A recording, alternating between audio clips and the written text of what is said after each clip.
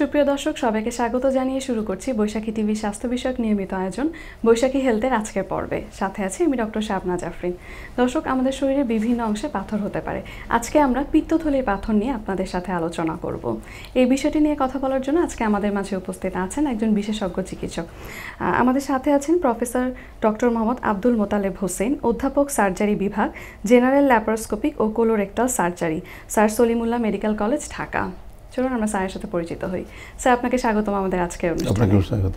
Sir, আজকে আমরা কথা বলবো পিত্তথলিতে পাথর নিয়ে। এই সমস্যাটিতে তো আমরা কম বেশি দেখা যায় এখন অনেক পেশেন্ট পাওয়া যায়।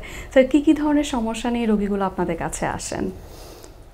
পিত্তথলির পাথর আমাদের দেশে এখন খুবই বেশি পেশেন্ট পাওয়া যাচ্ছে। তো মেন যে প্রেজেন্টেশনগুলো নিয়ে আসে সেটা হচ্ছে সাধারণত ফ্যাটি ডায়েট খাইলে, চর্বি জাতীয় খাবার খাওয়ার পর দেখা যায় যে পেটে ব্যথা হয়, অথবা কারো কারো হজম হয় না, কারো কারো বমি বমি ভাব লাগে। তো ব্যথাটা সাধারণত আমরা বলি যে এপিগ্যাস্ট্রিক রিজন, মানে পেটের উপর, পেটের মাঝখানে ব্যথাটা উঠে প্রথম দিকে, তারপর ডান দিকে যায়, এবং সেখান থেকে কখনো কখনো ডান ঘাড়ের দিকেও যেতে পারে, অথবা হোল অ্যাবডোমেন মানে গোটা পেট ছড়ায় যেতে পারে। এই সাধারণত এই ধরনের প্রেজেন্টেশনগুলো নিয়ে আসে। স্যার, কাদের বেশি হয়? কোনো ফ্যাক্টর আছে?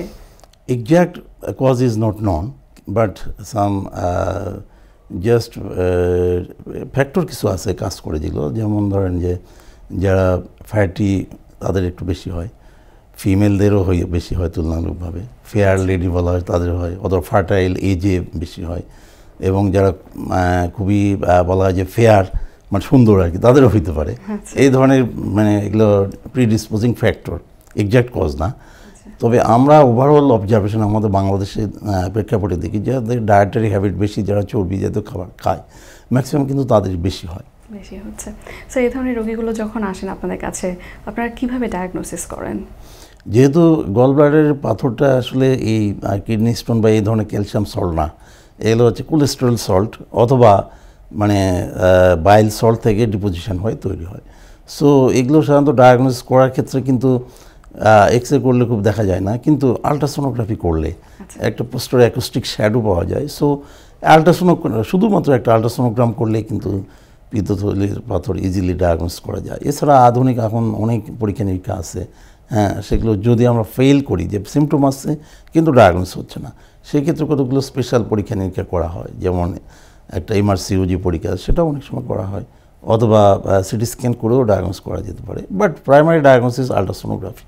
স্যার, অনেক সময় দেখা যায় যে পেশেন্টের পাথর আছে কিন্তু অ্যাসিমটোমেটিক, উনি বুঝতে পারছেন না যে ওনার আসলে পাথর হয়েছে। তো মানে এটা আসলে স্যার কেন হয়? না, সত্যিকার অর্থে যদি অ্যাসিমটোমেটিক হয় তাহলে তো ওনার বোঝার দরকার নেই।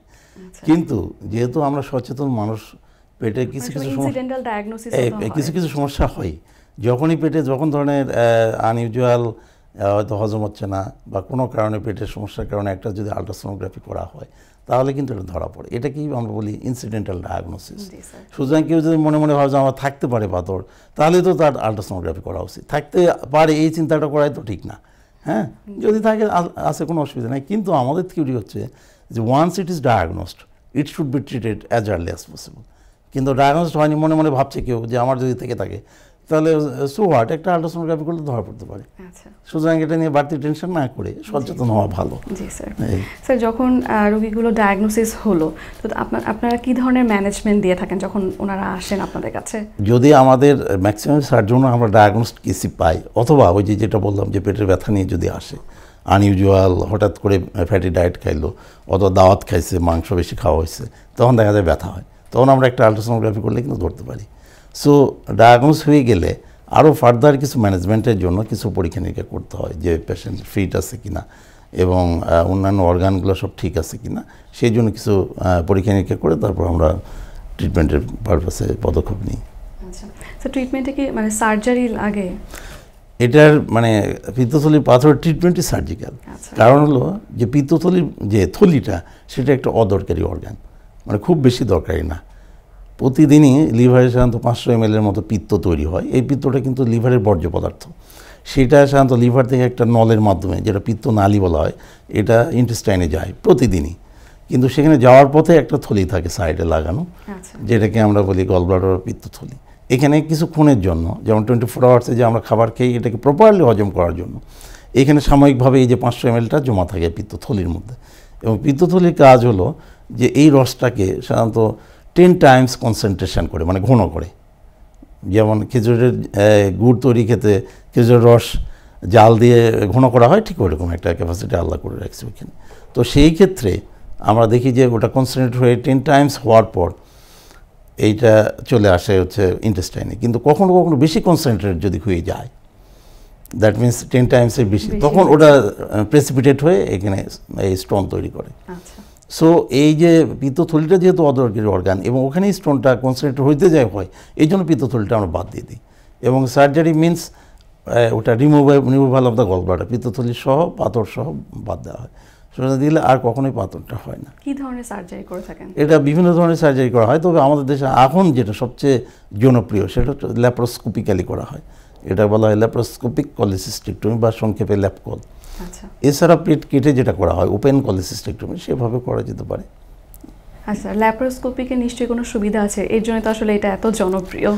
ল্যাপ্রোস্কোপিতে সুবিধা হলো এই যে যেমন পেট কেটে আগে যেটা করা হতো মানে ট্রেডিশনাল অপারেশন, সেখানে অ্যাটলিস্ট 5 or 10 সেন্টিমিটার সাইজে একটা ইনসিশন দেওয়া হতো আপার অ্যাবডোমেনে, সেটা এখন আর দিতে হয় না। আমরা সাধারণত 4টা অথবা 3টা পোর্ট তৈরি করে, জাস্ট 10 মিলিমিটারের 2টা পোর্ট আর 5 মিলিমিটার একটা অথবা 2টা 5 মিলিমিটার, খুবই মানে ছিদ্র আর কি করে আমরা ওইগুলো দিয়ে স্পেশালাইজড ইনস্ট্রুমেন্ট যেটা আমরা বলি এন্ডোস্কোপ, সেটা ঢুকাই দিয়ে আগে প্রথমে পরীক্ষা করে গোটা অ্যাবডোমেনটা দেখা হয় যে পিত্তথলি পাথর ছাড়া আর অন্য খারাপ কিছু আছে কিনা। এভরিথিং ইন্সপেক্ট করার পর তারপর আমরা ডিসিশন নিই যে ওটা ফেলাই দিতে হবে। এবং সেটা খুবই আধুনিক একটা সিস্টেম। অনেকেরই ধারণা যে পিত্তথলি এত ছোটো ফুটা দিয়ে কেমনে বের করবে, পাথরই বা কেমনে বের করবে, এটা আসলে অমূলক ধারণা। কারণ এমন আধুনিক পদ্ধতি, এটাতে আমরা যারা এই কাজ করি অনেক বেশি প্রশিক্ষণ নিয়ে তারপর শুরু করছি, তারপর আমরা প্রতিদিনই করছি। সো এখানে কোনো ভয়ের কিছুই নাই, খুবই সুন্দর একটা অপারেশন। স্যার, কতদিন থাকতে হয়, মানে হসপিটাল স্টে যদি আমরা বলি? সত্যিকার তো হসপিটাল স্টে 8 আওয়ার্স থাকলে এনাফ, কিন্তু আমাদের দেশে মানুষ এখনও ভীত থাকে, এই জন্য আমরা সাথে একদিন রাখি। বাট এটা আমরা হসপিটালেও, সরকারি হসপিটালে ডে কেস হিসেবে করি, যে সকালে করলে ইভিনিংয়ে ছেড়ে দেওয়া যায়। এবং প্রাইভেট লেভেলেও আমরা যদি পেশেন্ট চাই then we can just after recovery from the anaesthesia আমরা পেশেন্টকে ছেড়ে দিতে পারি।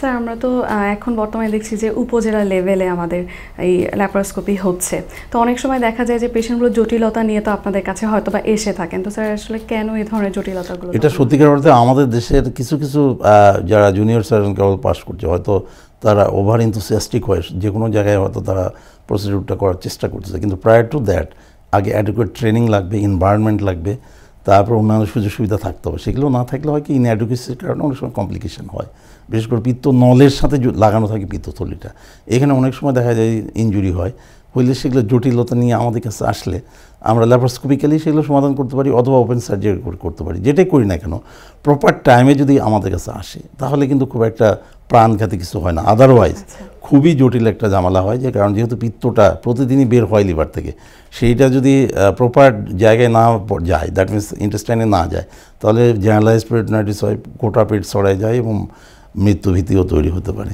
স্যার, দীর্ঘদিন ধরে যদি আনট্রিটেড থাকে তাহলে কি ধরনের জটিলতা হতে পারে?